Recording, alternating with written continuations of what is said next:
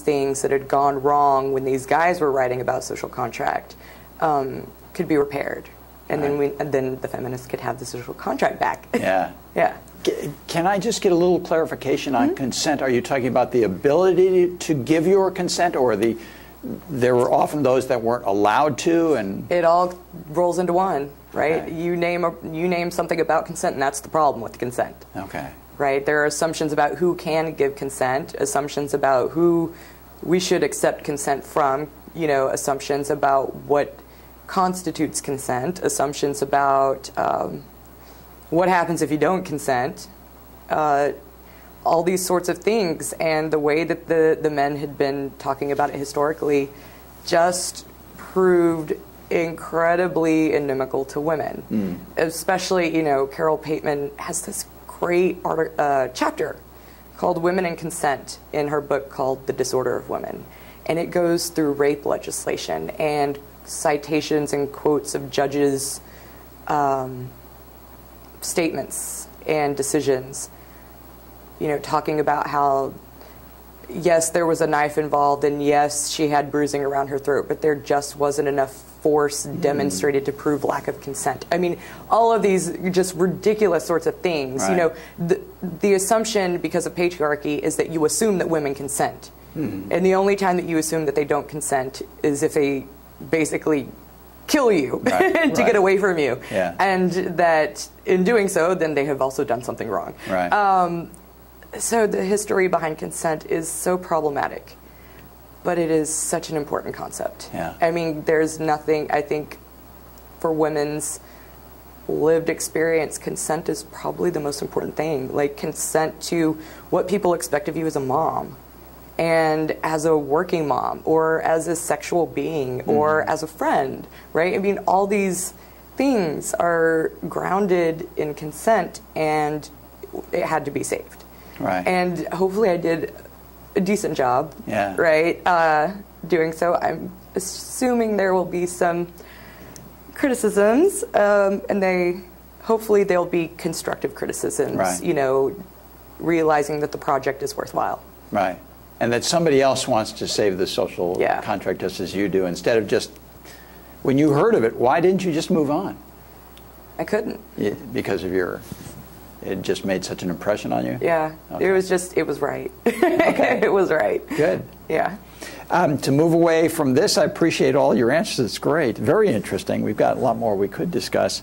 But this, very often a lot of students are listening to this. And so if someone wanted to write or do some academic writing especially, what would be your advice? How would they begin this process? Major in philosophy. Okay. Nothing will teach you to write like repeated philosophy courses. Okay. Writing intensive then? Writing intensive. Yeah. There is an emphasis on clarity, on concision, and on precision. Okay. And it's learning how to be as clear as possible and not needing to be fancy to do so. Okay. Right? The fancier you try to sound, the worse your ideas come across. Okay. And that's a problem that I encounter with a lot of my students, is that they try to say things that sound smart, and in doing so, they don't say anything at all. So in philosophy, we train you to untrain, right? Everything that you've ever learned, and that to use the most basic language that you need to do and the fewest amount of words so that your idea is clear and crisp. Right. Right. It just is about communication, clear communication, and I would say that is what any philosophy major would get, right?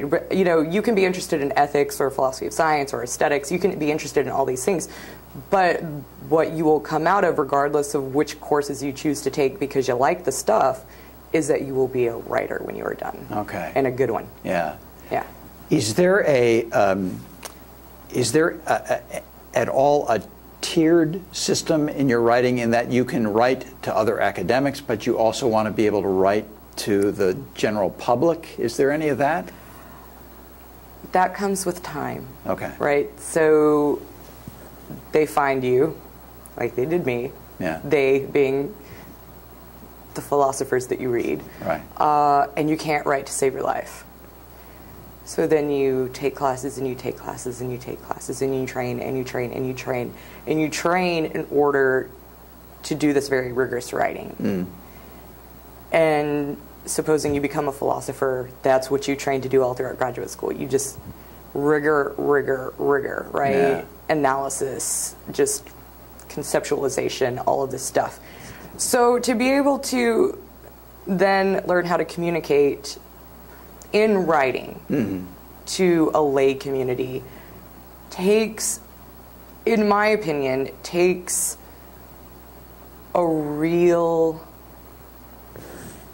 deep, bone deep comprehension of everything that you've ever said and read, so that you can write it in a way that breaks this rigorous training. Right. And I think that I think about people who can just kind of speak extemporaneously about this sort of stuff, and these are your senior scholars. They know everything, and they know it by the back of their hand. Yeah. And, even with this, like, once in a while I have to be like, no, who said what? What did they say? And I'll have to go back and re-reference, right? But once you get to a certain level, I mean, you know everything, so that you can just sit down and write. Yeah. You know what I mean? And it doesn't need to sound technical. Right.